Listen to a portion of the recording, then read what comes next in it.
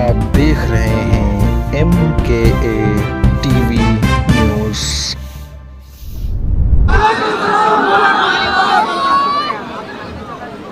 मोअज़्ज़िज़ हाज़रीन इकराम, बुज़ुर्गान कौम और मिल्लत और डगरवा के मेरे गयूर नौजवान साथियों, मोहतरम जनाब अख्तरुल ईमान साहब, रुकन असम्बली वो सदर मजलिस इत्तेहादुल मुस्लिमीन बिहार,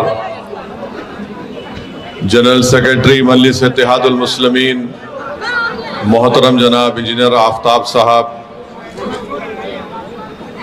जनाब आदिल साहब, यूथ सदर मजलिस इत्तेहादुल मुस्लिमीन मौलाना तनवीर साहब, एहसान साहब,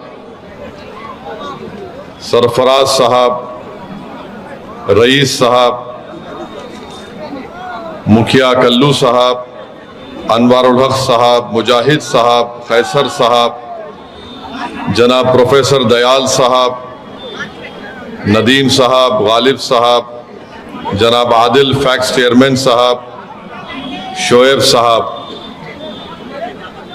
अजीज़ान मिल्लत, अभी आपने मोहतरम अख्तरुल ईमान साहब की बसीरत अफरोज़ मुख्तसर से ख़िताब को सुना।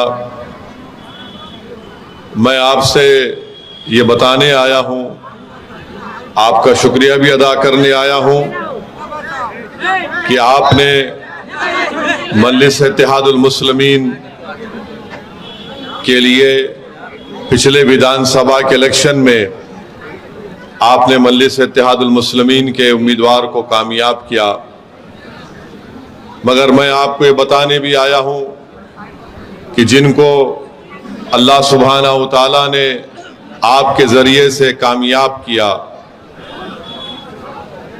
जिनको कहीं पर किसी पार्टी टिकट देने के लिए तैयार नहीं थी, मजलिस ने उनको अपना उम्मीदवार बनाया, आपने उन पर भरोसा किया, हमने उनके लिए दिन रात मेहनतें की और वो कामयाबी के बाद उन्होंने मजलिस इत्तेहादुल मुस्लिमीन को छोड़ दिया। मेरे अजीज दोस्तों और बुजुर्गों, मैं ये बात बताना इसलिए ज़रूरी समझता हूँ क्योंकि मैं आपके दरमियान में यहाँ पर आया हूँ। हमने बहुत कोशिश की उनको समझाने के लिए, बहुत समझाया उनको और उनसे कहा कि देखो, सीमांचल की जनता से गद्दारी मत करो। तुम मजलिस को नहीं छोड़ रहे हो, बल्कि तुम सीमांचल की जनता को, उनके ख्वाबों को चुकनाचूर करने जा रहे हो। मगर उन्होंने मजलिस को छोड़ा, उन्होंने असदुद्दीन ओवैसी या अख्तरुल ईमान को नहीं छोड़ा, उन्होंने मुझे धोखा नहीं दिया। इन चारों बेईमानों ने सीमांचल की गयूर अवाम की पीठ में खंजर घोंपा है। और मैं आपको बताने आया हूं कि ये लोग कभी भी किसी के नहीं हो सकते। मेरे पास बहुत सी बातें हैं बोलने के लिए, मगर सिर्फ इतना कहने आया हूं कि आज उन्होंने सीमांचल के लिए क्या हासिल किया। तुमने सीमांचल की जनता के पीठ में खंजर घोंपा। बताओ, तुम्हारे झुक जाने से, तुम्हारे ईमान के बेचने से तुमने जो कमजरफी के मुजाहरे किए, तुमने तेजस्वी और नीतीश कुमार के आगे अपने सर को झुका दिया, तो बताओ तुमने सीमांचल की जनता के लिए क्या हासिल किया। तुमने यहां पर कुछ काम करवाया, हाँ यकीनन तुम्हारी जेब भर चुकी होगी, तुम्हें माली फायदा हुआ होगा, मगर बताओ उन सीमांचल के नौजवानों का क्या फायदा हुआ जो अपने घर बार को छोड़कर भारत के कोने कोने में जाकर मेहनत मजदूरी करते हैं।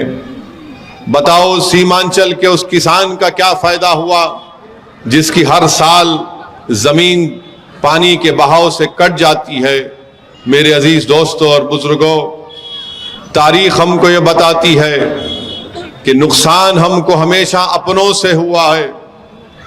करबला का मैदान है और करबला के मैदान में रसूलुल्लाह सल्लल्लाहु अलैहि वसल्लम के नवासे इमाम हुसैन है।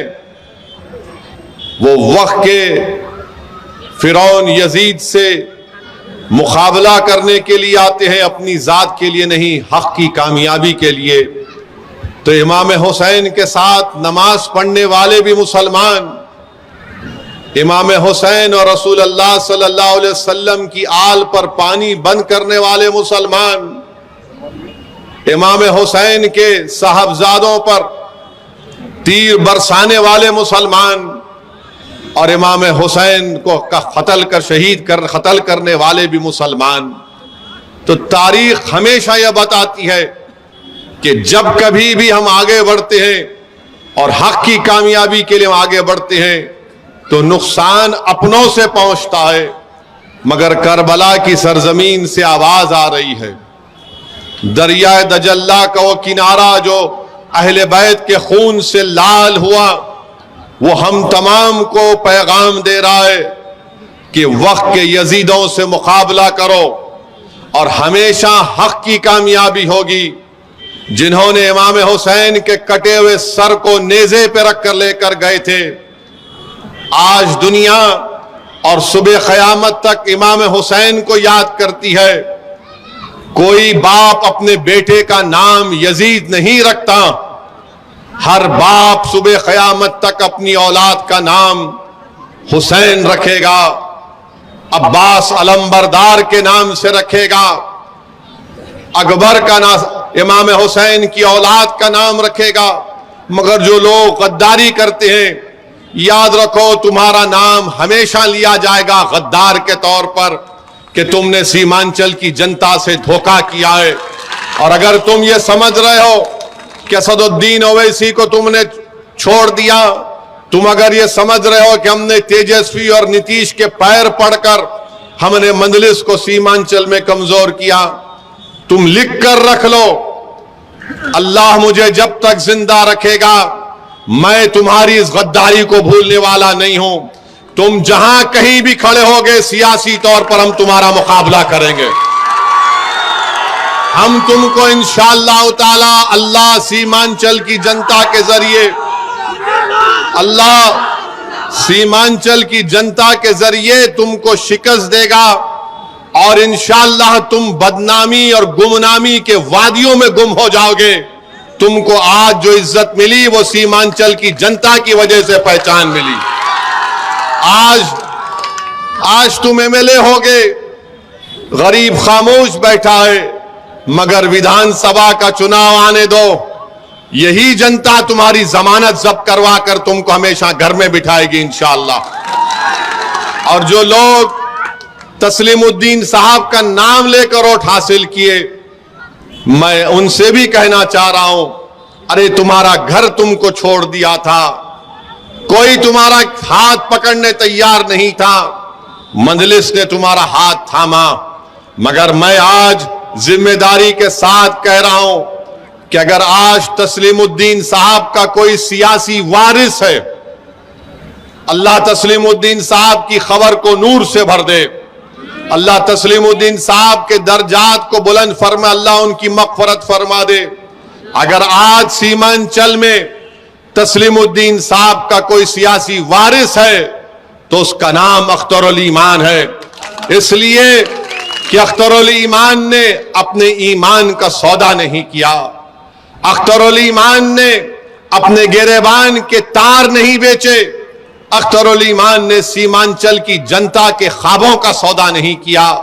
अख्तरुल ईमान अटल है और ठहरा हुआ है। अख्तरुल ईमान ने फैसला लिया कि मैं जब तक जिंदा रहूंगा मजलिस इत्तेहादुल मुस्लिमीन से वाबस्ता रहूंगा। और सीमांचल की लड़ाई सिर्फ अख्तरुल ईमान की लड़ाई नहीं, बल्कि अख्तरुल ईमान ने इसको मान लिया कि सरजमीन पर बसने वाले नौजवानों की, गरीबों की, ज़ईफ लोगों की लड़ाई है। इसीलिए तस्लीमुद्दीन साहब का सियासी वारिस अख्तरुल ईमान है। तस्लीमुद्दीन साहब की औलाद जरूर है, मगर उनको एजाज ये नहीं मिल सकता कि तुम तस्लीमुद्दीन साहब के सियासी वारिस हो, तुम तस्लीम साहब की औलाद हो, वो हक तुमसे कोई नहीं छीन सकता। मगर तस्लीमुद्दीन का कोई सियासी वारिस है तो उसका नाम अख्तरुल ईमान है। अरे मंजलिस पर उंगलियां उठाने वालों, बताओ आज से 8-9 साल पहले कोई सीमांचल का नाम लेने तैयार नहीं किया। मंजलिस ने जब से सीमांचल बोलना शुरू किया तो तेजस्वी और उसके बाप को बोलना पड़ा सीमांचल। सीमांचल का नाम कोई लेने तैयार नहीं था, मंजलिस ने सीमांचल का नाम बोलना शुरू किया तो नीतीश कुमार जैसे गिरगुट को भी सीमांचल बोलना पड़ा। मेरे अजीज दोस्तों और बुजुर्गों, मैं आपको बताने आया हूं कि आपके सामने अनकरीब में लोकसभा के चुनाव होने जा रहे हैं। लोकसभा के आपने इलेक्शन में यहां पर बहुत से लोगों ने मंजलिस को वोट दिया भी होगा और बहुत से हमारे अजीज भाइयों और बहनों ने, बुजुर्गों ने मंजलिस को वोट नहीं दिया होगा। आपने यहां से कांग्रेस के उम्मीदवार को यहां पर एमपी बनाया। मैं आपको बता रहा हूं, पार्लियामेंट में बहैसियत एमपी मैंने सीमांचल के लिए एक दस्तूरी मौका हासिल होने के लिए मैंने एक प्राइवेट मेंबर्स बिल पेश किया। मैंने हमेशा अपनी हर तकरीर उठाकर देख लो आप, जब से अल्लाह ने असदुद्दीन ओवैसी को सीमांचल की आवाम की खिदमत करने का मौका दिया, मैं अपनी पार्लियामेंट की हर तकरीर में, हर सेशन में मेरी जबान से अल्लाह सीमांचल का लफ्ज निकालता है। CAA का कानून आया तो मैंने कहा यह कानून का इतलाक सबसे ज्यादा जुल्म होगा सीमांचल की जनता पर, क्योंकि मोदी और बीजेपी ये कहती है कि सीमांचल में जो मुसलमान है वो घुसपैठी है, वो बांग्लादेशी है। मैंने सीमांचल को सामने रखकर, भारत के गरीब और मजलूम मुसलमान और दलितों को सामने रखकर, मोदी के 300 एमपीओं के सामने पूरी पार्लियामेंट में उस कानून को फाड़ दिया और कहा कि मैं इस कानून को नहीं मानता हूं। मेरे अजीज दोस्तों और बुजुर्गों, मैं आपको बता रहा हूं जरूरी बात, असदुद्दीन ओवैसी ने सीमांचल के आईनी मौकफ के लिए पार्लियामेंट में एक प्राइवेट मेंबर्स बिल दिया। आपको मालूम कांग्रेस के एमपी ने क्या कौन सा बिल दिया? आप जानते हैं कि कांग्रेस के मौजूदा संसद एमपी ने कौन सा बिल दिया पार्लियामेंट में? सीमांचल के इंसाफ का बिल नहीं दिया। सीमांचल में जो जमीन कटती है हजारों एकड़, वो नहीं दिया। मकाई की कीमत के बारे में नहीं दिया। चाय की पैदावार के बारे में बात नहीं किया। अनन्नास के पैदावार के बारे में बात नहीं किया। कभी एक बार दो बात कर ली होगी तालीम के बारे में। उन्होंने कौन सा कानून बनाने के लिए सिफारिश की? आपको मालूम? अख्तरुल ईमान, आपको मालूम कौन सा बिल दिया? उन्होंने ये सरकार से इस बात का मुतालबा किया कि जो जानवरों को मारता है उस पर और सजा बढ़ा दी जाए। यह कानून आपके मौजूदा एमपी साहब ने पार्लियामेंट में दिया। वेबसाइट पर जाकर देखो। मैं पूछना चाह रहा हूं डॉक्टर साहब, जो जानवरों को मारता है उस पर सजा बढ़ा दी जाए, तो बताओ जो सीमांचल की जनता से 6 साल 8 साल नहीं 50 साल से धोखा दे रहा, उस पर क्या कानून लागू होना? बताओ मुझे। जानवर को कोई मारता है तो सजा बढ़नी चाहिए, तो क्या सीमांचल पर बसने वाले इंसान नहीं है? सीमांचल पर बसने वाले लोग, जो बच्चे यतीम हो जाते हैं, जो बच्चे अपने घर बार को छोड़कर रोजी की तलाश में भारत के कोने कोने में चले जाते हैं, बताइए डॉक्टर साहब, क्या सजा मिलनी चाहिए उन लोगों को जिन्होंने सीमांचल की जनता के ख्वाबों को चुकनाचूर कर दिया? अरे जिसकी हजारों एकड़ जमीन कट जाती है, उस जो जिम्मेदार है उसको क्या सजा मिलनी चाहिए? तो मालूम हुआ डॉक्टर साहब को जानवरों से मोहब्बत है और अख्तरुल ईमान को सीमांचल की जमीन पर बसने वाले हर इंसान से मोहब्बत है। तो मेरे अजीज दोस्तों और बुजुर्गों, ये फर्क है अख्तरुल ईमान में और मौजूदा मेंबर ऑफ पार्लियामेंट में। आप अपने वोट का सही इस्तेमाल करिए।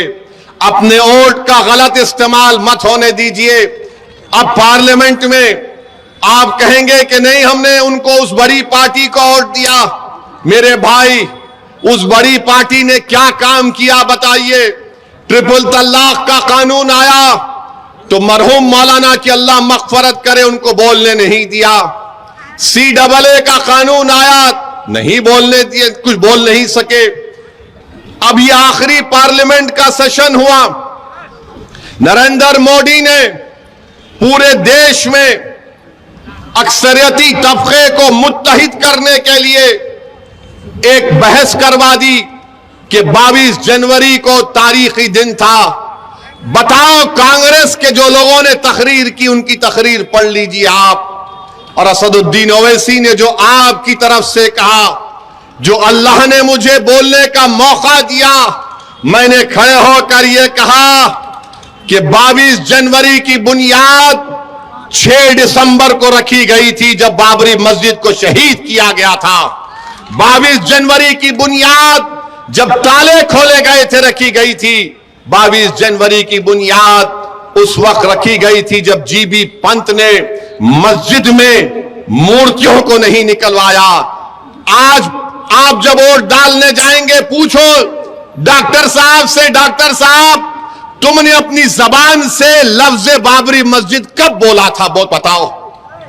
नहीं बोल सकेंगे, डरते हैं बोलने के लिए, क्योंकि एक तो उनकी पार्टी में उनका नंबर कम हो जाएगा, और दूसरा उनको ये लगता है कि दूसरों का वोट नहीं मिलेगा। मैं ये सब कुछ पार्लियामेंट में और आपके दरमियान में इसलिए नहीं कह रहा हूं कि मुझे तुम्हारा वोट चाहिए, मैं इसलिए कह रहा हूं कि मैं एक दिन मरूंगा और मुझे खबर में जाना है, और दोबारा मुझे और तुमको उठाया जाएगा, और रब्बे करीम सबसे ज्यादा पूछेगा तो हम लोगों से कि बताओ, तुमको हमने मुकाम दिया था तो तुमने क्या किया, क्या कहा। मैं उस दिन के लिए यह कह रहा हूं, मैं सच्चाई को सामने रखकर कह रहा हूं, और सच्चाई यही है कि कोई बाबरी मस्जिद का नाम लेने को तैयार नहीं है। पार्लियामेंट में मैंने खड़े होकर कहा, बाबरी मस्जिद जिंदाबाद, जिंदाबाद।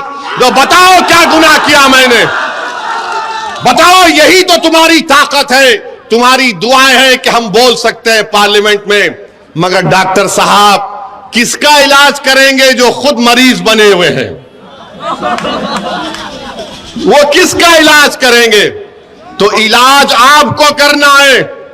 जब पार्लियामेंट का इलेक्शन होगा तो आपको एक बोलने वाला तो अख्तरुल ईमान जरूर है, मगर अख्तरुल ईमान के सीने में एक धड़कता हुआ दिल है।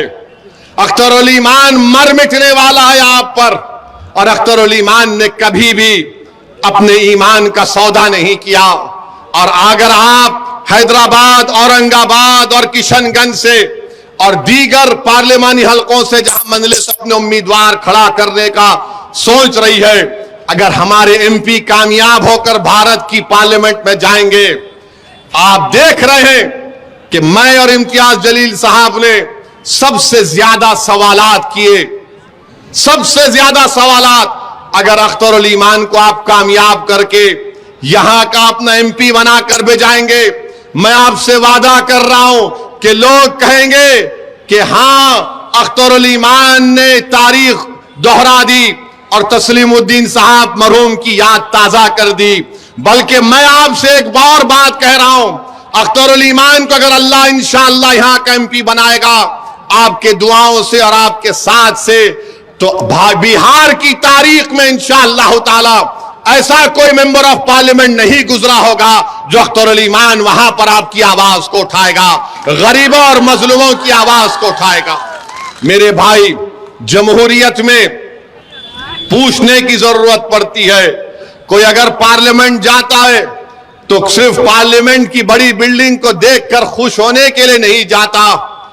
अगर मैं MP बनकर हैदराबाद की आवाम ने मुझे 4 मरतबा भिजाया तो इसलिए नहीं भिजाया कि असदुद्दीन ओवैसी बड़ी इमारत को देखकर बैठ जाए। आवाम ने हमको इसलिए भिजाया कि जब कभी भी कोई नाइंसाफी होगी, तुम उठो और हमारी आवाज को बयान करो। जब कोई कानून बनेगा शरीयत के खिलाफ, तुम खड़े होकर उसकी धज्जियां उड़ा दो आईन को सामने रखकर। यही सोचकर तो आवाम वोट डालती है कि मेरी आवाज बनकर जाएगा, ये मेरे जज्बात की तर्जुमानी करेगा, मेरे सीने में जो जज्बात का तूफान उमड़ रहा है वो अपनी जबान से उस तूफान को बयान करेगा, वो मेरी तर्जुमानी करेगा, वो गरीबों के हक के लिए लड़ेगा। इसीलिए मैं आपसे अपील करने आया हूं कि आप अख्तरुल ईमान साहब को कामयाब करें। याद रखिए, टीपू सुल्तान से गद्दारी करने वाले कौन, सिराजुद्दौला से गद्दारी करने वाले कौन, यही मीर जाफर, मीर सादिक। ये नंगे दीन है, ये नंगे वतन है। अरे तुम मेरी मुखालिफत करते हो कि असदुद्दीन ओवैसी वोट काटता है। मैं आज तुम्हारे दरमियान में खड़े होकर कह रहा हूं कि क्या लालू यादव ने आज नहीं कहा कि हमारे दरवाजे नीतीश के लिए खुले हैं? लालू जी, आपका घर तो उड़ गया, अब कौन सा दरवाजा खोलेंगे नीतीश के लिए आप? मुझ पर इल्जाम लगाने वालों, अगर आज मैं डगरवा में खड़े होकर कह दूं कि लालू ने मोदी से सेटिंग की, लालू ने मोदी से बातचीत करके नीतीश को और आरएसएस को बिहार के हवाले कर दिया, बताओ क्या जवाब दोगे उसका? तुम समझते हो कि जबान सिर्फ तुम्हारे मुंह में है? अरे जबान तुम्हारे पास होगी जो बिकी हुई है। मगर मैं आज कह रहा हूं कि क्या तेजस्वी और लालू जिम्मेदार नहीं है बिहार में बीजेपी को लाने के लिए? बताओ आप। अगर हम चुनाव लड़े ओवैसी वोट काट रहा है। आप नीतीश को, एक बार नीतीश ने आपको धोखा दिया, आपने फिर उसको साथ दिया, दूसरी मर्तबा आपने बीजेपी को सत्ता दे दी, इख्तिदार दे दिया। और मैं चुनाव लड़ता हूं, सीमांचल की इंसाफ की बात करता हूं, मैं मुजरिम हो जाता हूं। ये सत्ता में बैठकर मलाई खा लेते हैं, पैसे कमाते हैं, म्यूटेशन के नाम पर 20-20 हजार रुपए रिश्वत ली जाती है, मगर कोई उंगली नहीं उठाता। बीजेपी अगर आज सत्ता में है बिहार में तो तेजस्वी और लालू यादव की वजह से है, ओवैसी की वजह नहीं है। बताओ फिर क्यों नहीं कहा जाता इस बात को मेरे भाई? इसलिए नहीं कहा जाता कि उनका नाम तेजस्वी है, मेरा नाम ओवैसी है। उनका नाम लालू यादव है, मेरा नाम असदुद्दीन ओवैसी है। नीतीश ने पटना में बड़े बड़े मुसलमान लोगों को बुलाते थे, हर महीना बुलाकर मीटिंग करके बोलते, हैदराबाद से शेरवानी आ रही है, दूर रहिए, दूर रहिए, दूर रहिए। अब हम पूछना चाह रहे हैं, वो जो मुसलमान जाकर नीतीश के पास बैठकर चाय करी पफ खाते थे, अब बोलो तुम्हारी जबान क्यों बंद है? एक मौलाना थे, उन्होंने क्या कह दिया, क्या कहा उन्हें कि हम तो बेताब है नीतीश पूरे मुल्क की क़यादत करे। मौलाना, अब अपनी जबान क्यों नहीं खोल रहे आप? खोलो अपनी जबान को। मेरा जुर्म सिर्फ यही है कि मैं चाहता हूं कि भारत की राजनीति में मुसलमानों को उनका जायज मुकाम मिले। मैं चाहता हूं कि जिस तरह यादवों ने तरक्की की, उस तरह सीमांचल का गरीब भी तरक्की करे। जिस तरह यादवों ने लालू और उसके परिवार को 17 साल सत्ता दी, नीतीश को 12-13 साल, यानी 32 साल बिहार के निकल गए लालू परिवार में और नीतीश में। बताओ आपको क्या मिला मेरे भाई? मैं यहां पर क्या कोई हासिल करने आया हूं? मैं तो सिर्फ इंसाफ की लड़ाई लड़ने आया हूं अख्तरुल ईमान के साथ। बताइए क्या मिल रहा है आपको? ये 4 बेईमान चले गए जिनके पास तो कौन सी मिनिस्ट्री थी? डिजास्टर मैनेजमेंट, आपदा की मिनिस्ट्री थी। कौन सा तुमने किया? अरे तुम पे अब आपदा आ गई, अब तुम खत्म हो गए इंशाअल्लाह हमेशा के लिए। यही हमारी गलती है। अब आप बताइए, 32 साल निकल गए इनके। ये बिहार सरकार ने एक सर्वे किया, अख्तर भाई ने मुझे डेटा दिया, कुल्हिया बरादरी पूरे बिहार में 12,83,000 12,63,780 है। कितने हैं? 12,83,780 है। उनको नौकरी मिलनी चाहिए थी 20,421। लिख लीजिए, वरना कल बोलेंगे ओवैसी झूठ बोल दिया। 20,421 नौकरी मिलना था। कितने कोलैया बरादरी को नौकरी मिली? 5,734। इसका जिम्मेदार मैं हूं, इसका जिम्मेदार अख्तरुल ईमान है।